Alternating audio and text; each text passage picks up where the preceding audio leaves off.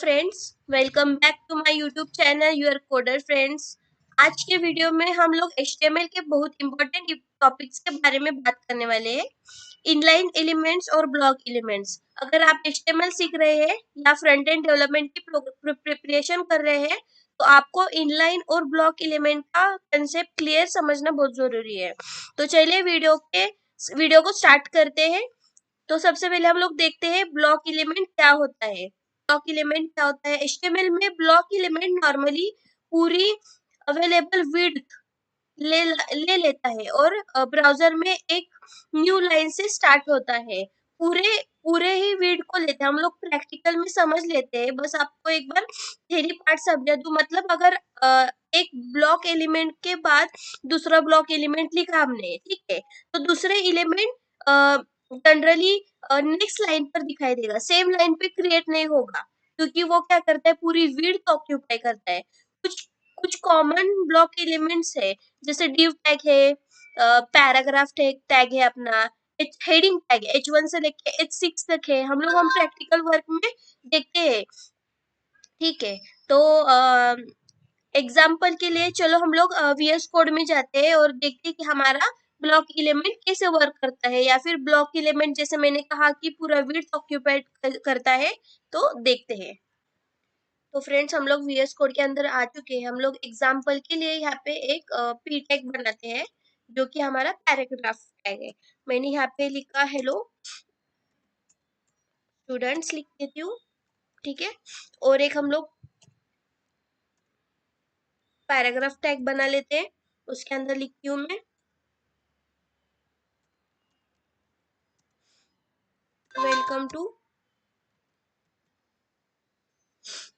To HTML, ठीक है। Friends, हमने यहाँ पे दो अलग अलग पैराग्राफ बना लिए हैं। और मैंने जैसे कहा था कि ये जो P टैग है हमारा ब्लॉक एलिमेंट है। मतलब क्या कि हमने ये दो अलग अलग लिखा है, तो क्या होगा, अलग अलग शो करेगा, मतलब पूरी विड्थ ऑक्यूपाई करेगा हमारा P टैग। देखते हैं हम लोग हमारा आउटपुट।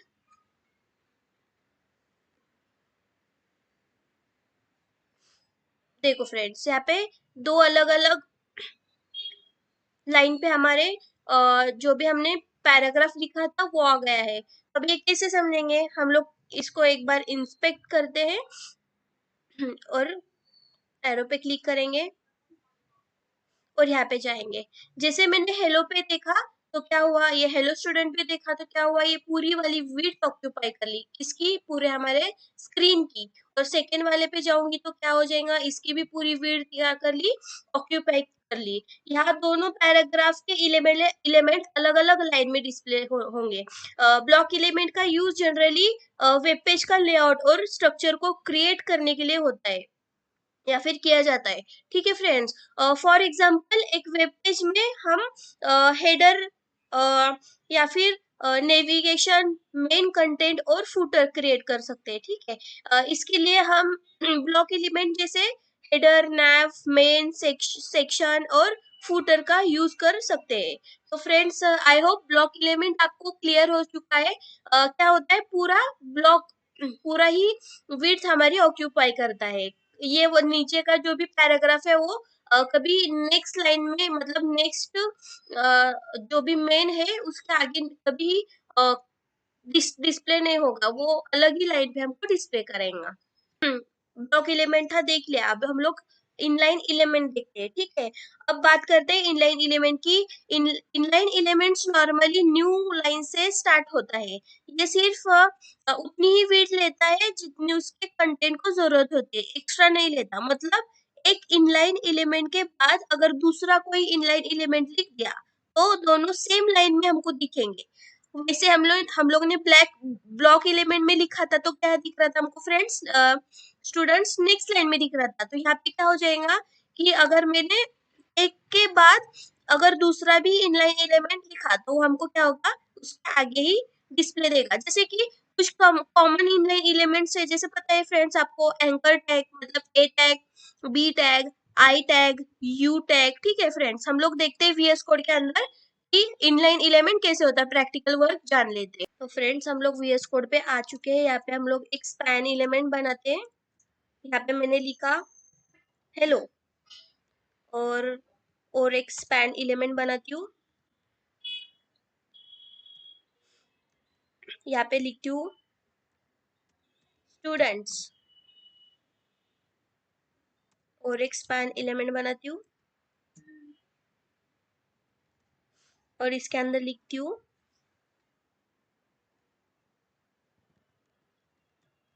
वेलकम।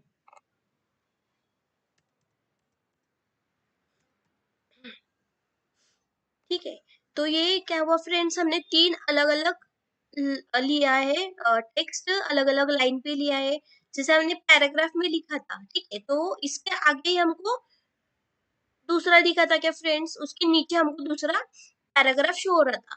तो हम लोग इनलाइन एलिमेंट्स का जान लेते हैं कि वो हमको एक ही लाइन में दिखेगा या फिर अलग अलग दिखेगा। देखो फ्रेंड्स, मैंने क्या किया था, स्पैन एलिमेंट के अंदर तीनों को अलग अलग टेक्स्ट लिखा था, अलग अलग स्पैन लेके, तो दोनों एलिमेंट जनरली एक ही लाइन में डिस्प्ले होंगे।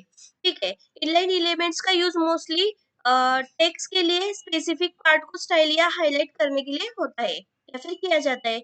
जैसे किसी सेंटेंस में एक वर्ड को बोल्ड करना है या फिर इटैलिक करना है या फिर स्पेसिफिक टेक्स्ट को सीएसएस के थ्रू स्टाइल करना है, तब हम लोग क्या करेंगे, इनलाइन एलिमेंट का यूज करेंगे।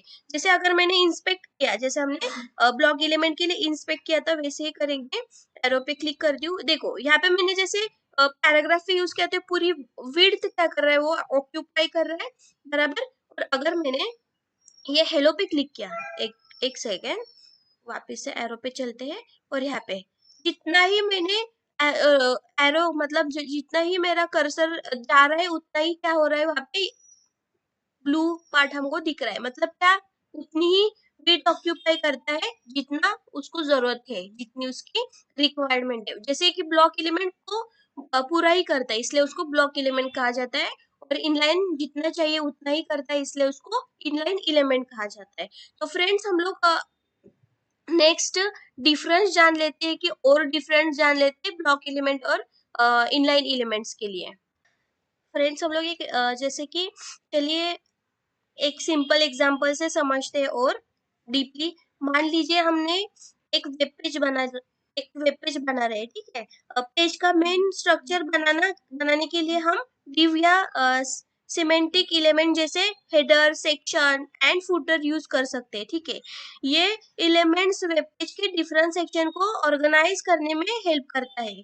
अब अगर हमने किसी पैराग्राफ के अंदर सिर्फ एक वर्ड को हाईलाइट करना है, तो स्पैन का यूज करके कर सकते हैं। जैसे हमने अभी एग्जांपल में देखा, इस टाइप में कर सकते हैं। यहाँ स्पैन सिर्फ एचटीएमएल वर्ड को टारगेट करेगा, या ये पूरी लाइन को ब्लॉक नहीं करेगा, पूरी लाइन को ब्लॉक ही नहीं कर पाएगा, क्योंकि बस वो एक सेंटेंस को टारगेट कर रहा है। अब एक इम्पोर्टेंट पॉइंट, सीएसएस की हेल्प से हम किसी एलिमेंट का डिस्प्ले या बिहेवियर को भी चेंज कर सकते हैं। अभी हमने सीएसएस को सीखा नहीं है फ्रेंड्स, तो हम लोग वो आगे जब हम लोग सीएसएस का पार्ट स्टार्ट करेंगे तब देखने वाले हैं। ठीक है, तो दोस्तों आज हमने सीखा block element generally new line से स्टार्ट होता है और वेब पेज को स्ट्रक्चर और लेआउट के लिए यूजफुल होता है। ठीक है, इनलाइन एलिमेंट्स न्यू लाइन से स्टार्ट होता है और टेक्स्ट के स्पेसिफिक पार्ट्स को स्टाइल या हाईलाइट करने के लिए यूज करते हैं। और इनलाइन ब्लॉक दोनों का कॉम्बिनेशन प्रोवाइड करता है। एलिमेंट इनलाइन फ्लो में और इनलाइन फ्लो में रह सकता है, और विड्थ, हाइट जैसे प्रॉपर्टीज का भी यूज भी किया जा सकता है उसके अंदर। अगर आप HTML और CSS का बिगिनर से एडवांस लेवल्स तक सीखना चाहते हैं, तो UR कोडर फ्रेंड सब्सक्राइब करना ना भूले। जैसे हम उस पे HTML और CSS के सीरीज भी आगे जाके स्टार्ट करने वाले हैं।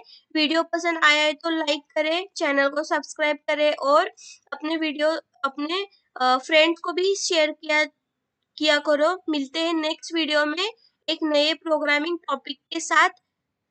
Bye bye.